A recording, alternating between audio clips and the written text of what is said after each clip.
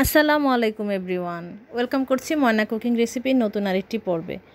আজকের পর্বে তৈরি করব গরুর মাংসের কালা ভুনা। খুব সহজভাবে তৈরি করে দেখিয়েছি, আর এটা রেডিমেড মশলা দিয়ে আজকে তৈরি করেছি।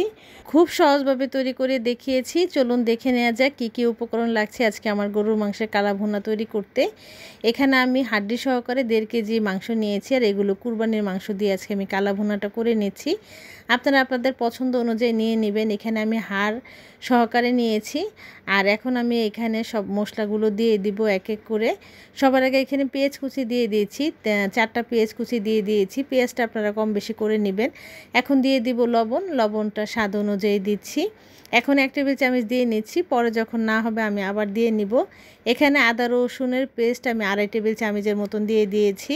1.5 কেজির জন্য 2 টেবিল চামচ দিলেই হয়, কিন্তু আমি একটু বেশি দিয়েছি। আর এখানে রেডিমেড মশলাটা দিয়েছি, পুরা প্যাকেট দিইনি, যেহেতু এখানে 1.5 কেজি আছে। 2 কেজির জন্য পুরা প্যাকেট যথেষ্ট, কিন্তু আমি 3 টেবিল চামচের মতন আরও মশলা রেখে দিয়েছি। এখানে সস দিয়েছি 2 টেবিল চামচের মতন, সয়া সসও দিয়ে দিব 2 টেবিল চামচের মতন। আপনারা আপনাদের আন্দাজ অনুযায়ী দিয়ে নেবেন।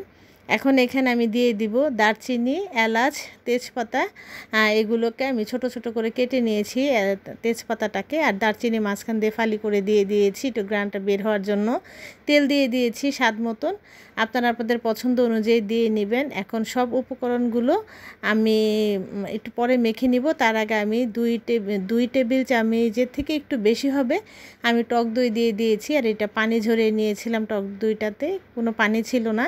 এখন আমি সব কিছু ভালো করে মাখিয়ে নিচ্ছি।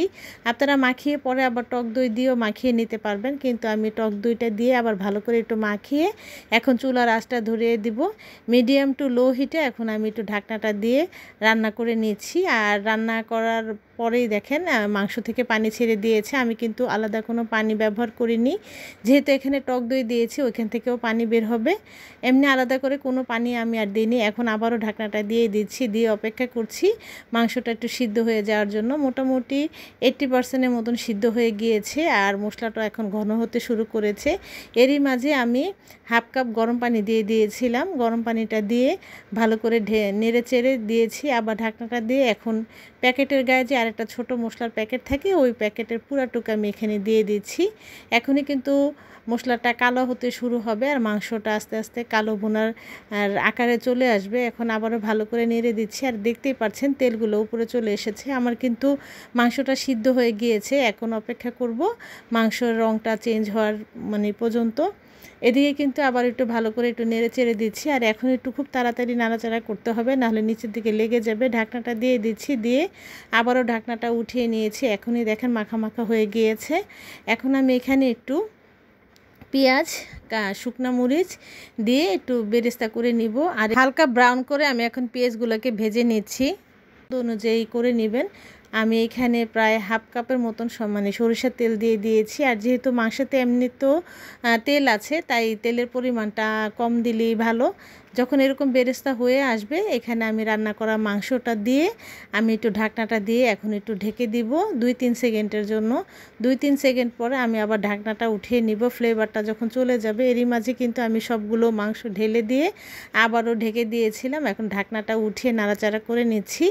আস্তে আস্তে এখনই কালারটা চেঞ্জ হতে শুরু করে দিবে। আর এখানে আমি 2টা পেঁয়াজকে একটু কিউব করে কেটে নিয়েছি। আপনারা না চাইলে এটা স্কিপ করতে পারেন বা আরও পরেও দিতে পারেন। পেঁয়াজটা দিলে যখন দাঁতের নিচে পড়ে খেতে খুবই ভাল লাগে, আর গরম ভাতের সাথে তো এর তুলনাই হয় না।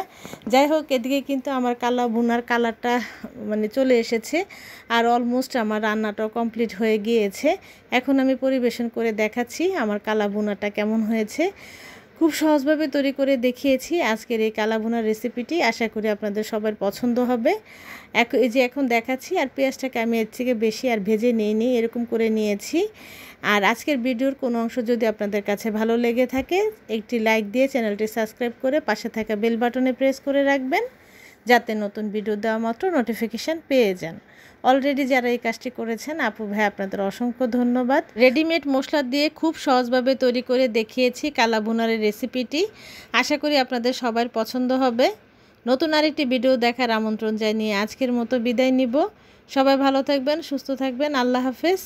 আসসালামু আলাইকুম।